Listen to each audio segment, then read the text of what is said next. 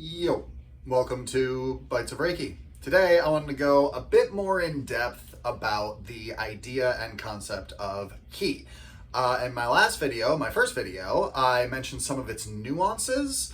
Today I want to go over the nuts and bolts of it and hopefully peel back some of the woo-woo and some of the mystery of it. So, last time we talked about the experience of ki and what you can use it for, but it's not just its uses. It's not just a tool, it's an energy or a source of energy.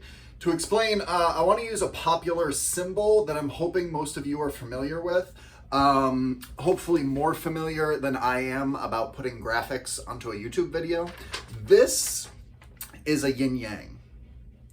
And to me, it's the most accurate representation of what ki is and how it works. So to explain, first, let's start with the side that really dominates in the West, yang. Yang is representative of action. It is the active movement force of ki. It's what we associate probably in the West most with doing and action.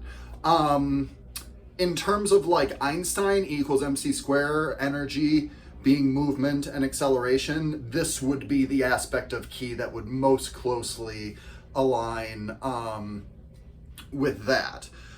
Your beliefs, your behaviors, your thoughts, the movement of your body, the movement of your emotions and how they move from one thing to another with your thoughts.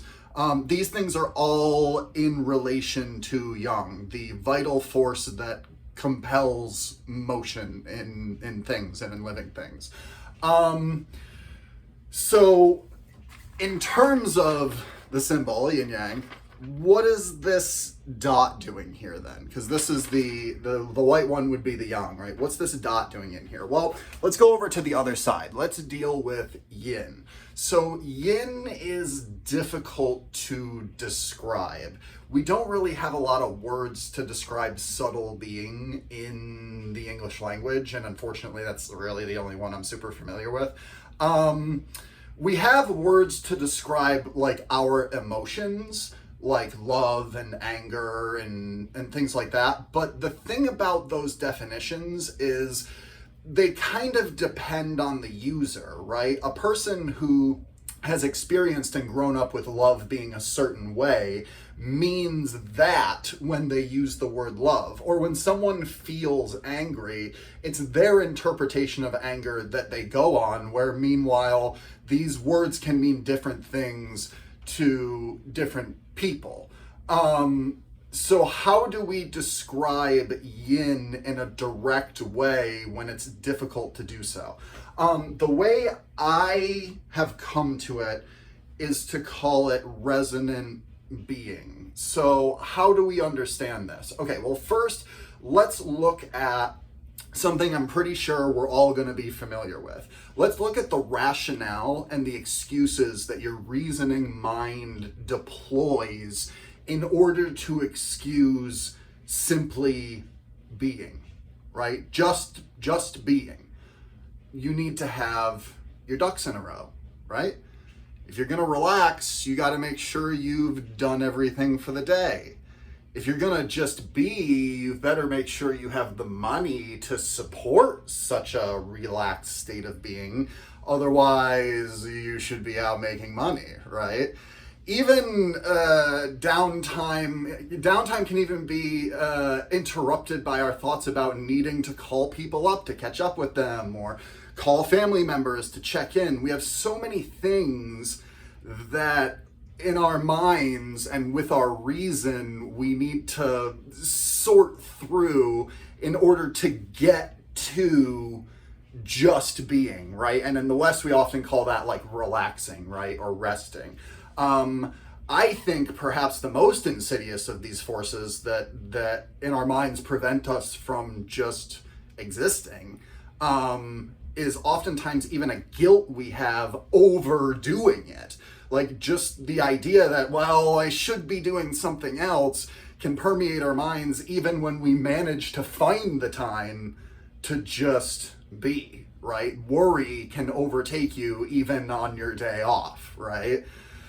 So there's a barrier of entry with yin. And while you can work and plan your activities, you can sort out your doing, when it comes to experiencing being and being resonant with yourself and the moment, you have to try to practice, right? It takes a little getting used to, and it takes some attention to build up the ability to relax. And I think that a lot of us get stuck because we think, oh man, it's another thing to do, right? But it's a worthwhile thing to practice, right? And it's not a doing, you're simply allowing yourself to be, to absorb the energies around you, to be in tune with your environment. And that's why we call it a Reiki practice and not a Reiki doing. So paradoxically, yin, as I said, is it seems like it's in opposition to doing, right? But yin is not doing. It's not in opposition to activity. Take sleep, for example. Okay, so when you sleep, you're resting, and we could say like, okay, you're doing nothing, right? But if you observe closer, you see that your heart is still beating, your lungs are still breathing, your circulatory system is still working, and your brain every 3 hours will go to fantastical, marvelous worlds and have grand experiences that we can barely remember in the morning, right?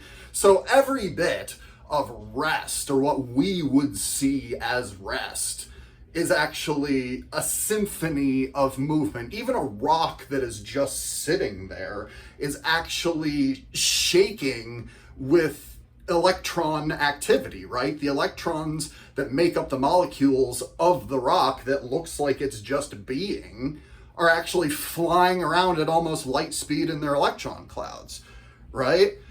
So it's not just with matter that we do this with, it's also with ourselves, like our thoughts, our words, our emotions, our behaviors. We try to use doing in order to correct all of these things so that we can be more successful, right? But yin invites us to understand that the best action and the best intent comes from a place of resonant being, of happy being, of in tune being. That's why I often say, before you do anything important, take the time to key in.